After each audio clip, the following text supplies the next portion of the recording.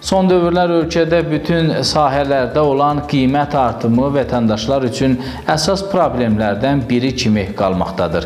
İqtisadçı ekspertlər də ölkəmizdə olan vəziyyətin bölgə və Avropa ölkələri ilə müqayisədə daha ağır olduğunu bildirirlər.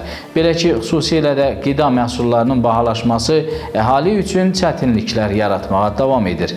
İqtisadiyyat üzrə ekspert, Tbilisi Şəhər Şurasının üzvü Ana Qoqoladze 24 News xəbər portalına müsahibəsi zamanı bildirib ki, son dövrlərdə hər il qida məhsullarında kəskin bahalaşma müşahidə edilir. Gürcüstanda xüsusilə qida məhsullarının qiymətində bölgə və Avropa ölkələri ilə müqayisədə böyük qiymət artımı var. Bu da əhaliyə böyük yükün düşməsinə səbəb olur. Bunun isə müəyyən səbəbləri var. Qiymətlərə nəzarət etmək dövlətimizin marağında deyil. Həmçinin istehsal edilən kənd təsərrüfatı məhsulları getdikcə azalır və idxal edilmiş məhsullar artır. Uyğun olaraq qiymət artımındakı əsas səbəblərdən biri də budur. Xüsusilə qeyd etmək lazımdır ki, bugün xarici investisiyalar ölkəmizdə tarixi minimum təşkil edir. Bu isə ilin sonuna dək mənfi nəticələr verə bilər. Ekspert milli valyutamız olan larinin dəyərinin xarici valyutalar qarşısında bir müddətdir ki, stabil qalmasına və dəyər qazanmasına da toxunub.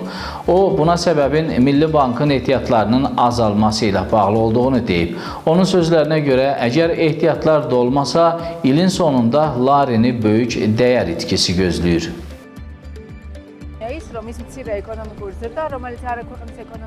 İqtisadi vəziyyətin yaxşılaşması ilə bağlı göstəricilər bu yöndə aparılan siyasətin deyil, xarici faktorların təsiri əsasındadır və bu müvəqqəti haldır. Həmçinin bu bütün əhali üçün yox, kiçik bir qrup insan üçün vəziyyətin yaxşılaşmasıdır. Milli valyutaları hal-hazırda stabil olaraq qalır. Ancaq önəmli olan Milli Bankın ehtiyatlarıdır. Bu ehtiyatlar heç vaxt olmadığı qədər azalıb. Əgər il sonuna dək Milli Bankın ehtiyatları da olmasa, lari kəskin şəkildə dəyər itirəcək. Ehtiyatların dolması isə böyük sual altındadır. Qeyd edək ki, son bir neçə ilin müşahidələrini aparan müxtəlif monitorinq qurumları Gürcüstanda hər il ərzaq qiymətlərinin 8-10% artdığını qeyd edirlər.